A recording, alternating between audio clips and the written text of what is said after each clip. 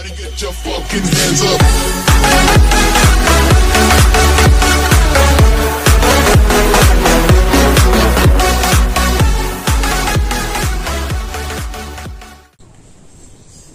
Assalamualaikum warahmatullahi wabarakatuh.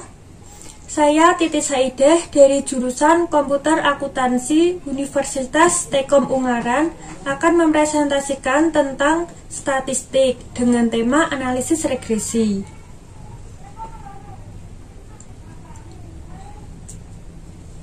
Untuk pembahasan yang akan kita bahas nanti yaitu pengertian analisis regresi, manfaat analisis regresi, macam-macam regresi, rumus analisis regresi linear, dan contoh kasus dan pembahasan analisis regresi linear.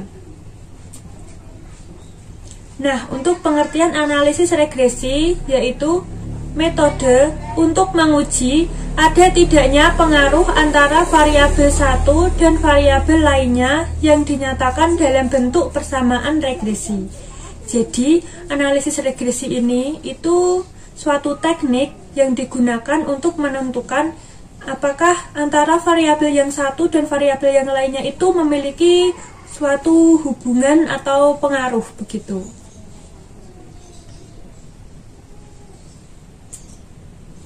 Selanjutnya, manfaat analisis regresi, yaitu yang pertama, membuat estimasi rata-rata dan nilai variabel tergantung dengan didasarkan pada nilai variabel bebas. Yang kedua, untuk menguji hipotesis karakteristik dependensi. Dan yang ketiga, meramalkan nilai rata-rata variabel bebas yang didasari nilai variabel bebas di luar jangkauan sampel. Selanjutnya, macam-macam regresi. Yang pertama, regresi linear sederhana, yaitu regresi yang hanya menentukan hubungan dari dua variabel saja. Yang kedua, regresi linear berganda, yaitu regresi yang menghubungkan satu variabel Y terhadap dua atau lebih variabel X. Nah, jadi kalau tadi yang regresi linear sederhana itu hanya memiliki dua variabel, sedangkan kalau yang linear berganda itu memiliki lebih dari dua variabel. Misalnya variabel Y dan lebih dari atau dua atau lebih variabel X. Nah, seperti itu. Dan yang ketiga yaitu regresi nonlinear, yaitu regresi yang menghubungkan antara variabel X dan variabel Y yang tidak linear.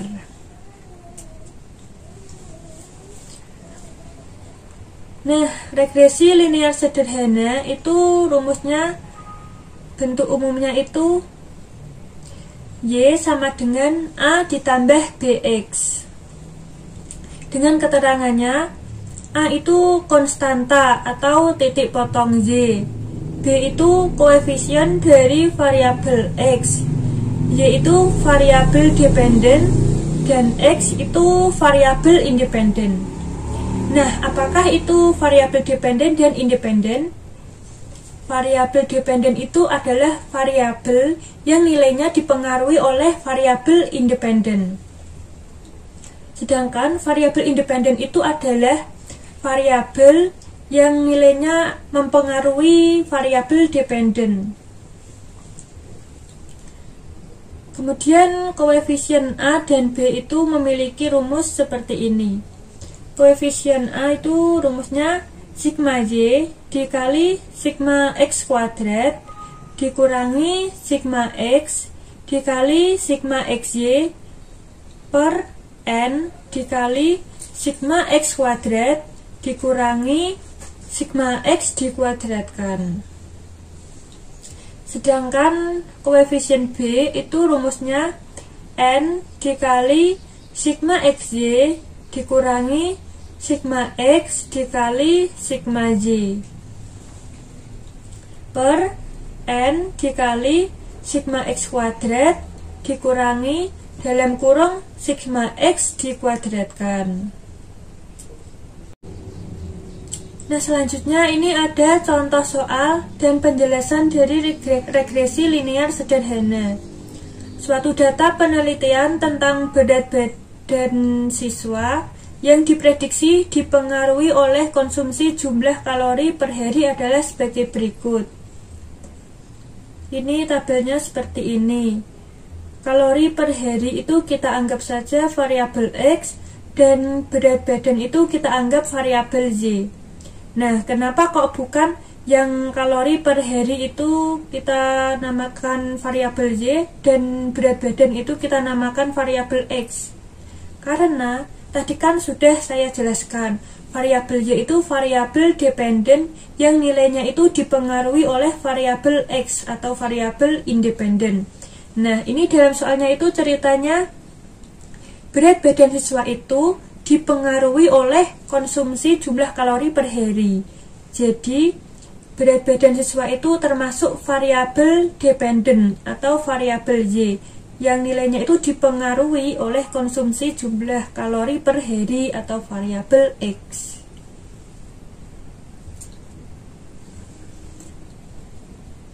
Nah, ini kita akan mencari persamaan kuadrat dan uji hipotesis dari tabel tadi, dari data tadi. Nah, langkah pertama, kita akan mendeskripsikan data terlebih dahulu. Ini kita buat tabel X kuadrat, Y kuadrat, dan XY. Ini X ini kita jumlahkan datanya 410 ditambah 510 ditambah 390 ditambah 320 ditambah 520, hasilnya 2150. 2150 ini namanya adalah sigma X. Jumlah dari data X itu sigma X. Ini sigma X nya jadinya 2150. Nah, ini untuk N nya itu adalah jumlah data. Ini datanya itu ada 5. Ada 5 data, jadi N nya itu 5. Kemudian cari sigma X kuadrat. Ini X kuadratnya ini kita cari dulu. 410 dikuadratkan menjadi 168.100. 510 dikuadratkan menjadi 260.100 dan sebagainya. Kemudian ini data dari X kuadrat ini kita jumlahkan menjadi sigma X kuadrat menjadi 953.100. Kemudian sigma Y yaitu jumlah dari data Y yaitu 320. Sigma Y kuadrat ya seperti tadi, data Y kita kuadratkan. 62 kuadrat itu 3844 dan seterusnya. Ini kita jumlahkan, sigma Y kuadratnya menjadi 20.694. Kemudian sigma XY. Nah, ini XY itu artinya X dikali Y. 410 dikali 62 itu 25.420 dan seterusnya. Kemudian kita cari sigma XY nya, kita jumlahkan menjadi 140.070. Kemudian kita mencari rata-rata X, yaitu sigma X per N. Sigma X itu jumlah X tadi 2150 dibagi N-nya 5, yaitu 430. Lalu cari rata-rata Y, yaitu sigma Y per N. 320 per 5 menjadi 64. Nah, langkah kedua selanjutnya yaitu menentukan persamaan regresi. Untuk menentukan persamaan regresi, ini kita mencari dulu koefisien A dan koefisien B. Seperti yang tadi sudah saya jelaskan, rumus mencari koefisien A tadi sigma Y dikali sigma X kuadrat dikurangi sigma X dikali sigma XY dibagi N kali sigma X kuadrat dikurangi dalam kurung sigma X dikuadratkan. Nah, ini kita masukkan rumusnya. Sigma Y nya tadi itu nilainya ini 320, kita masukkan ke sini. Kemudian sigma X kuadrat tadi berapa? Sigma X kuadratnya itu 953 100, kita masukkan. Lalu dikurangi sigma X nya tadi, sigma X 2150. Kemudian dikalikan sigma XY tadi datanya berapa? Ini datanya tadi seperti ini. Kemudian dibagi N nya tadi 5 dikali sigma X kuadratnya tadi 953.100 dikurangi sigma X dikuadratkan. Tadi sigma X nya tadi 2150, lalu 2150 ini kita kuadratkan. Lalu hasilnya dicari sendiri, dihitung, dan ketemunya 26,864. Selanjutnya mencari koefisien B. Ya, caranya sama dengan yang tadi, kita tinggal masukkan rumusnya. Kemudian kita masukkan nilainya. N nya tadi 5, sigma XY nya 140.070 dikurangi sigma X nya 2150 dikali sigma Y nya 320 per N nya tadi 5 dikali sigma X kuadratnya 953.100 dikurangi sigma X dikuadratkan 2150 kuadrat. Lalu hasilnya 0,086. Lalu cari persamaan regresinya. Rumusnya tadi Y sama dengan A ditambah BX. Jadinya Y sama dengan A nya tadi 26,864 ditambah B nya tadi 0,086X. Jadi persamaan regresinya yaitu Y sama dengan 26,864 ditambah 0,086X.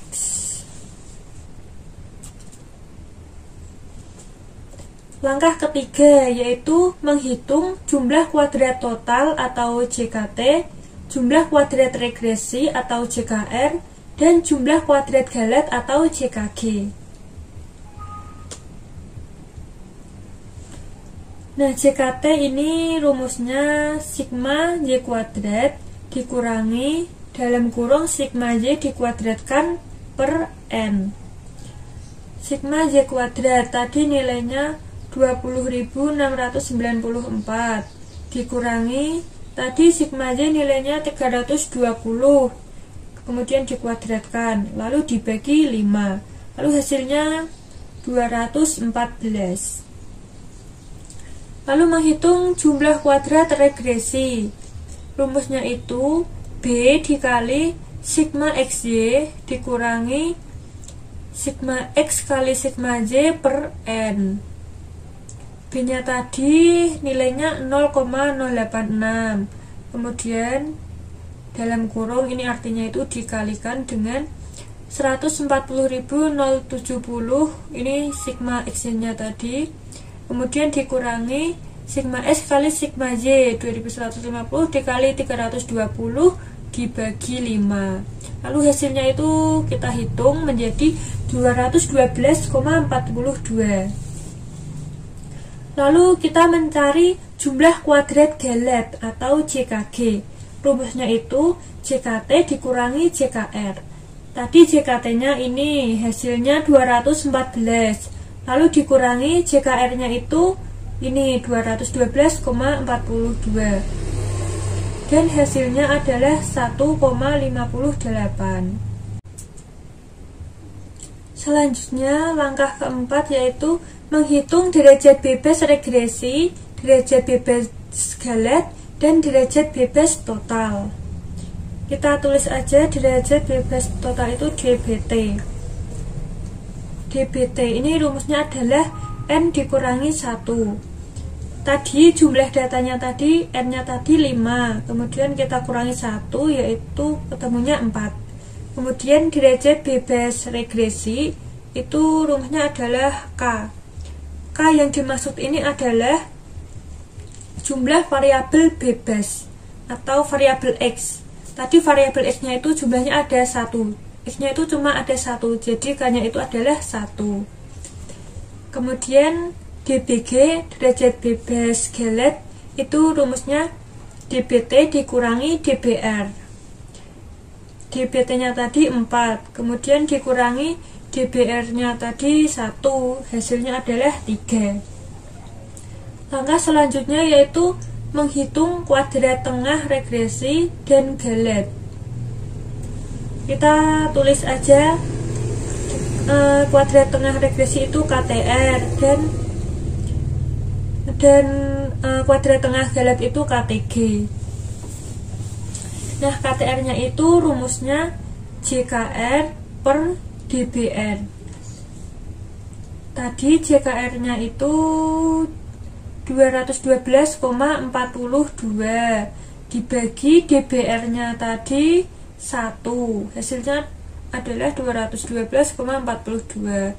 Kemudian KTG rumusnya itu JKG per DBG.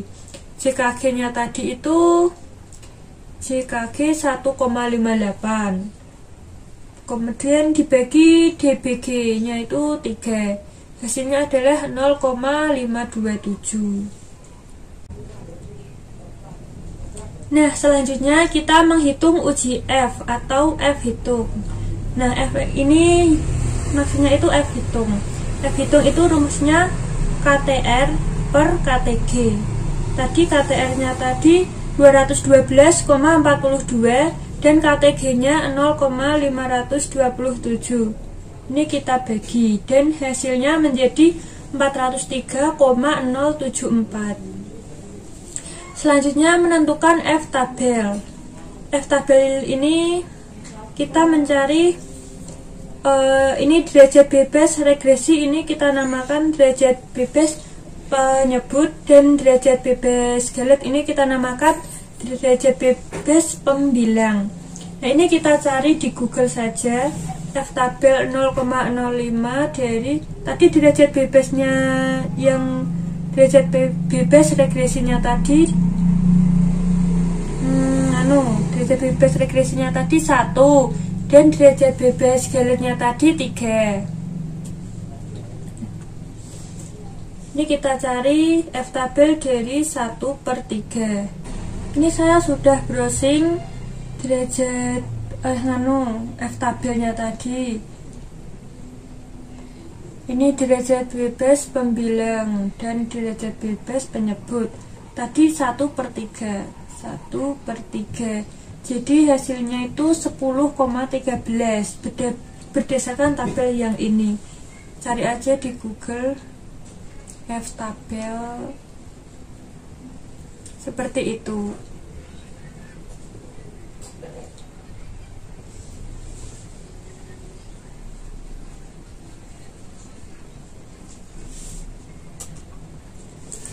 Nah, selanjutnya kita menentukan kriteria dan kesimpulan. Nah, ini kriterianya itu seperti ini. Jika F hitung lebih kecil dari F tabel, maka H0-nya diterima, sedangkan H1-nya ditolak. Kemudian jika F hitungnya itu lebih besar dari F tabel, maka H0-nya itu ditolak dan H1-nya itu diterima.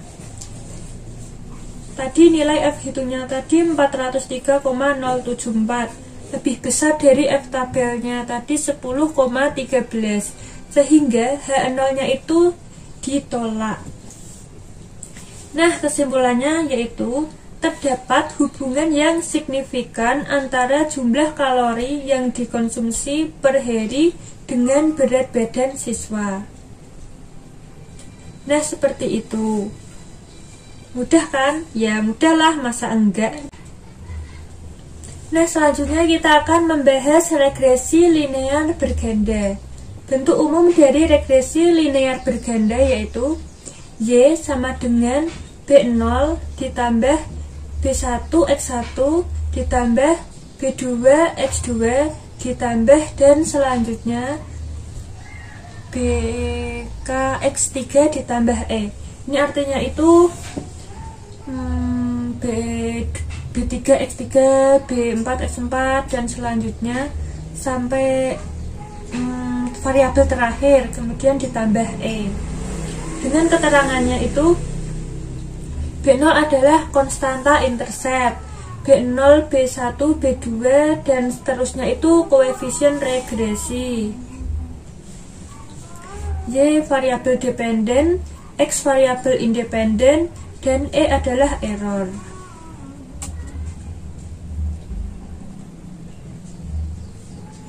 Nah, untuk mengetahui nilai B0, B1, B2 dapat ditentukan dengan rumus seperti ini.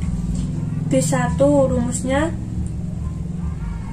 sigma X2 kuadrat dikali sigma X1Y dikurangi sigma X2Y dikali sigma X1 X2 dibagi sigma X1 kuadrat dikali sigma X2 kuadrat dikurangi sigma X1 X2 dikuadratkan. Rumus B2 itu adalah sigma X1 kuadrat dikali sigma X2Y dikurangi sigma X1Y dikali sigma X1 X2 dibagi sigma X1 kuadrat dikali sigma X2 kuadrat dikurangi sigma X1 X2 dikuadratkan. Dan rumus B0 adalah sigma Y dikurangi B1 dikali sigma X1 dikurangi B2 dikali sigma X2 kemudian per N. Sedangkan rumus koefisien determinasi atau R kuadrat yaitu B1 dikali sigma X1Y ditambah B2 dikali sigma X2Y dibagi sigma Y kuadrat. Dan rumus koefisien korelasi adalah akar dari R kuadrat. Nah, untuk mencari sigma X1 kuadrat, sigma X2 kuadrat, sigma Y kuadrat, dan seterusnya, ini dengan rumus seperti ini. Untuk mencari sigma X1 kuadrat, itu dengan rumus sigma X1 kuadrat dikurangi dalam kurung sigma X1 dikuadratkan dibagi N. Dan ini rumus-rumusnya ya bisa dibaca sendiri. Selanjutnya untuk uji signifikansi menggunakan uji F. Seperti biasa, mencari F hitung dan F tabel. Untuk mencari F hitungnya itu dengan rumus R kuadrat per K dibagi 1 dikurangi R kuadrat per N kurangi K kurangi 1. Dan mencari F tabelnya itu dengan F tabel dari derajat bebas penyebut dan derajat bebas pembilang seperti tadilah.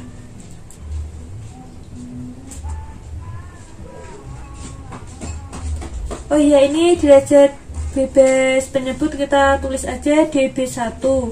Itu rumusnya adalah N dikurangi K. Dan DB2 atau derajat bebas pembilang itu rumusnya N kurangi K kurangi 1. Dan untuk K-nya ini keterangannya adalah jumlah variabel independen atau variabel X. Nah, selanjutnya ini ada contoh soal dan pembahasan regresi linear berganda. Data tentang IQ dan tingkat kehadiran siswa yang diperkirakan mempengaruhi nilai UAS adalah sebagai berikut. Ini tabelnya. Nah, seperti tadi, langkah awalnya adalah mendeskripsikan data. Kita mencari jumlah data dari X1, X2, dan Y. Sigma X1 itu jumlahnya 585, sigma X2 jumlahnya 400, dan sigma Y 395. Lalu kita mencari X1 kuadrat. Ini X1 ini kita kuadratkan seperti tadi. Lalu kita jumlahkan datanya. Sigma X1 kuadrat menjadi 68.725. Kemudian X2 kuadrat, ini berarti X2 kita kuadratkan seperti tadi, lalu kita jumlahkan. Dan Y kuadrat, ini Y nya dikuadratkan seperti tadi. Kemudian X1 X2, berarti X1 kita kalikan X2, 115 dikalikan 75 dan seterusnya. Kemudian kita jumlahkan datanya, yaitu 46.775. Kemudian X1Y, berarti X1 dikali Y, 115 kita kalikan dengan 75. Kemudian kita jumlahkan menjadi 46.275. Kemudian X2Y, berarti X2 kita kalikan dengan Y, 75 dikali 75 dan seterusnya. Lalu datanya kita jumlahkan.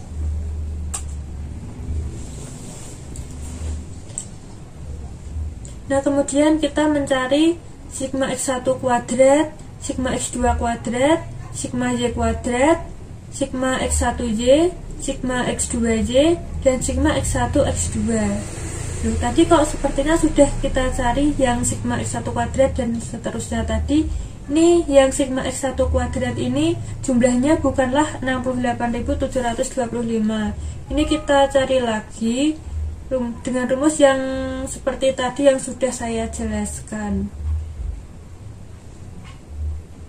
Nah, yang rumus ini, yang sigma X1 kuadrat itu rumusnya sigma X1 kuadrat dikurangi sigma X1 dikuadratkan kemudian dibagi N.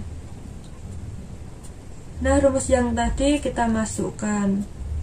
Ini hasilnya bukanlah yang ini. Misalnya sigma X1 kuadrat itu bukan 585. Ini kita cari.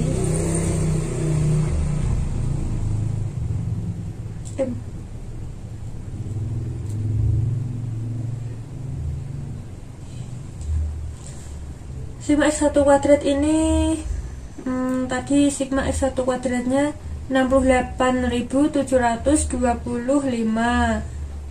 Kemudian dikurangi sigma X1 dikuadratkan.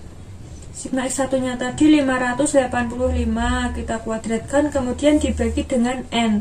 Jumlah datanya tadi 5. Lalu hasilnya 280. Jadi nilainya dari sigma X1 kuadrat itu bukan yang seperti tadi ini 68.725 itu bukan. Tapi yang 280 itulah hasilnya.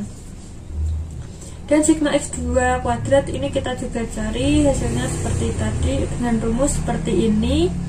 Sigma X2 kuadratnya 32.950 kita masukkan. Kemudian dikurangi sigma X2 dikuadratkan. Sigma X2 nya tadi sigma X2 400 kita kuadratkan. Kemudian dibagi 5, hasilnya 950 dan seterusnya. Ini kita cari hasilnya. Nah, langkah selanjutnya adalah menentukan nilai B0, B1 dan B2.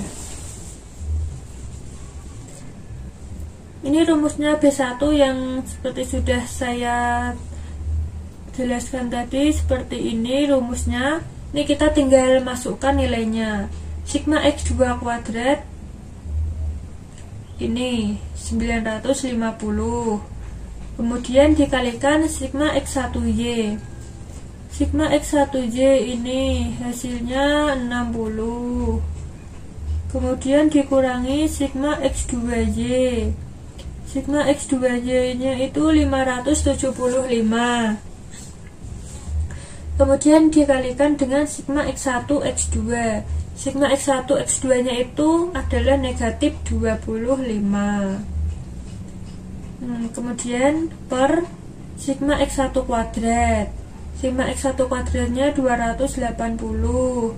Kemudian sigma X2 kuadratnya tadi 950. Dan sigma X1 X2 dikuadratkan. sigma X1 X2 nya itu tadi negatif 25, kemudian negatif 25 ini kita kuadratkan dan hasilnya bisa dihitung sendiri.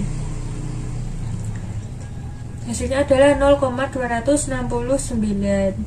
Kemudian yang B2 ini rumusnya seperti ini, lalu kita tinggal tulis nilainya, kemudian kita hitung dan hasilnya adalah 0,612.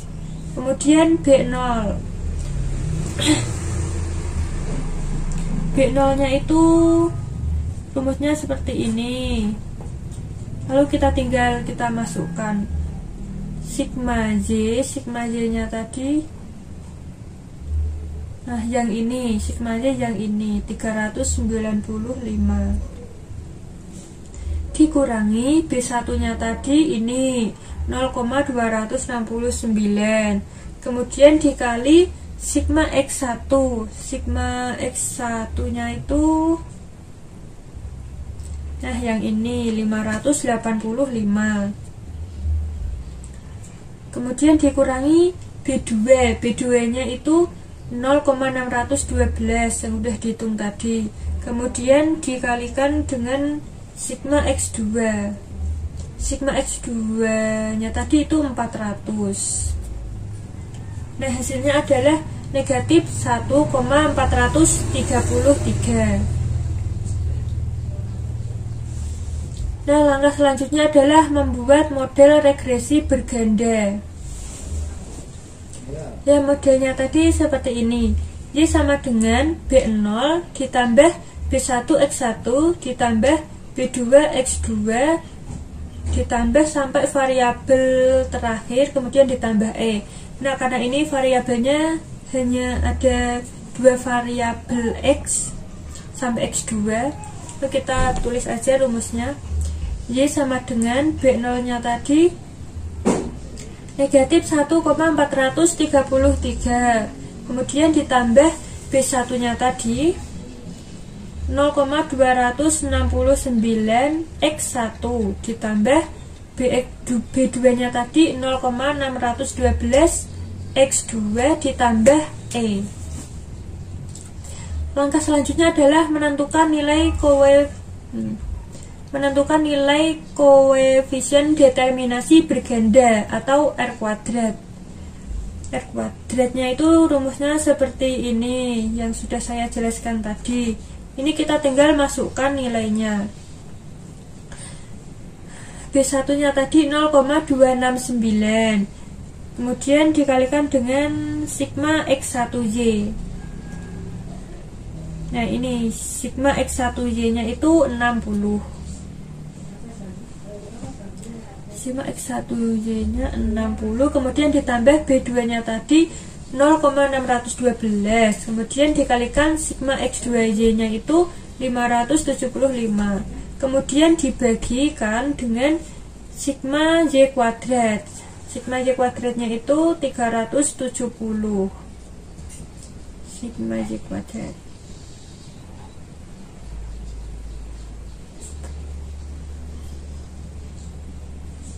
Nah yang ini sigma Y kuadratnya 370. Kemudian hasilnya kita hitung yaitu 0,995. Kemudian berarti nilai korelasinya adalah akar dari R kuadrat, yaitu 0,9975. Nah selanjutnya kita lakukan uji signifikansi, menghitung F hitung dan F tabel. F hitung rumusnya adalah R kuadrat per K dibagi 1 per R kuadrat 1 kurangi R kuadrat dibagi N kurangi K kurangi 1. Ini R kuadratnya tadi ini 0,995. Kini kita masukkan nilainya per K. K itu adalah jumlah variabel X. Variabel X nya itu ada 2, yaitu X1 dan X2. Jadi K nya adalah 2. Kemudian per 1 dikurangi R kuadrat berarti 1 dikurangi 0,995 per N kurangi K kurangi 1. N itu jumlah datanya adalah 5 dikurangi K-nya 2 kemudian dikurangi 1. Dan kemudian hasilnya bisa dihitung, yaitu 199 hasilnya. Kemudian F tabelnya adalah derajat bebas 1 per derajat bebas 2. DB1 nya tadi rumusnya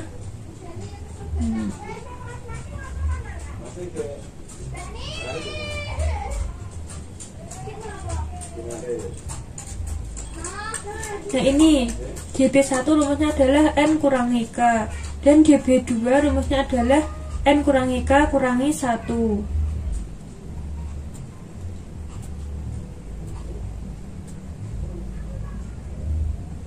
Jadi hasilnya bisa dihitung, derajat bebas penyebutnya 3 dan derajat bebas pembilang adalah 2.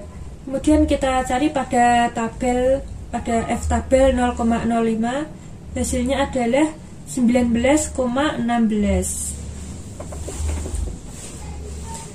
Nah, ini kesimpulannya, karena F hitung lebih besar dari F tabel, F hitungnya itu 199 lebih besar dari F tabelnya 19,16, maka keputusan uji hipotesisnya adalah menolak H0. Nah, sekarang kesimpulannya. Jadi, ada hubungan yang signifikan antara IQ dan tingkat kehadiran siswa dengan nilai UAS. Karena H0-nya ditolak, berarti ada hubungan yang signifikan.